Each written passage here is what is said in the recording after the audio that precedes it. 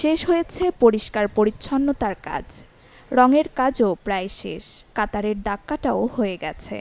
ঈদ জামাতের জন্য এখন পুরোপুরি প্রস্তুত কিশোরগঞ্জের শোলাকিয়া ঈদগাহ ময়দান। সকাল 10টায় শুরু হবে ঈদ জামাত।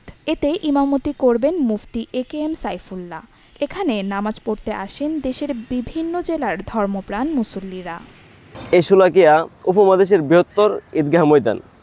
এখানে এবছর 198তম ঈদগাহের নামাজ অনুষ্ঠিত হবে। এটা আমাদের ঐতিহ্য লালন করি।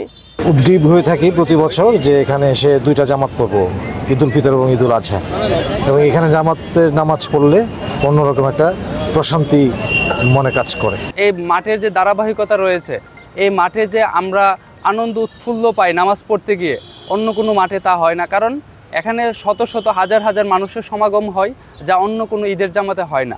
দেশের বিভিন্ন জায়গা থেকে লাখ লাখ মানুষ উদ্গ্রীব হয়ে থাকে কখন মাঠে আসবে, এখানে নামাজ আদায় করবে। কারণ আমরা সকলেই জানি যেখানে বড় জামায়াত হয় সেখানে নামাজ আদায় করলে অনেক বেশি সওয়াব হয়। আমাদের প্রত্যাশা যে এবার একটা মুক্ত পরিবেশ, নতুন পরিবেশে আরও অধিক পরিমাণে ধর্মপ্রাণ মুসলমান ঈদগাহ মাঠে নামাজ পড়ার জন্য আসবেন। মুসল্লিদের নিরাপত্তায় থাকছে নিশ্ছিদ্র নিরাপত্তা ব্যবস্থা। ইতোমধ্যে শোলাকিয়া ঈদগাহ ময়দানকে আইনশৃঙ্খলা বাহিনী তাদের নিয়ন্ত্রণে নিয়েছে। তারা জানান ঈদগাহ পর্যবেক্ষণের জন্য 6টি ওয়াচ টাওয়ার, 4টি ড্রোন ক্যামেরা সহ পর্যাপ্ত সিসি ক্যামেরা লাগানো হয়েছে।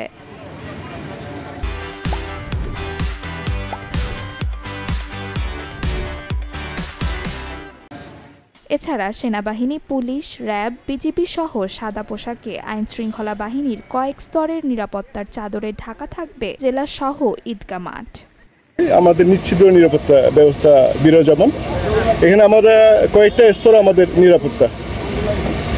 শুরুতে আমাদের বিভিন্ন জায়গায় চেকপোস্ট আছে, পিকেট আছে, গেট পোস্ট আছে। এছাড়া আপনারা দেখেছেন ওয়াচ টাওয়ার আছে। ওয়াচ টাওয়ার আমাদের 4টা এবং র্যাব সিও স্যারও বলেছেন 2টা। এছাড়া আমাদের বিভিন্ন জায়গায় গোয়েন্দা নজরদারি এটা আগে থেকে অব্যাহত আছে। ঈদ উল ফিতর উপলক্ষে সার্বিক নিরাপত্তা নিশ্চিত করতে গোয়েন্দা নজরদারি বৃদ্ধি করা হয়েছে র্যাবের পক্ষ থেকে। নিরাপত্তা জোরদার করতে অটো ব্যাটালিয়নের দায়িত্বপূর্ণ এলাকায় পর্যাপ্ত সংখ্যক র্যাব ফোর্স নিয়োজিত থাকবে। নাশকতাকারী, ছিনতাইকারী, চাঁদাবাজ, পকেটমার, টিকিট কালোবাজারি, অজ্ঞান ও মলম পার্টি সদস্য সহ অন্য অপরাধীদের বিরুদ্ধে প্রয়োজনীয় আইনানুগ ব্যবস্থা গ্রহণ করা হচ্ছে। দূরদূরান্তের মুসল্লিদের সুবিধার্থে ঈদের দিন ময়মনসিংহ ও ভৈরব থেকে শোলাকিয়া স্পেশাল নামে 2টি বিশেষ ট্রেন চলাচল করবে বলে জানান জেলা প্রশাসক।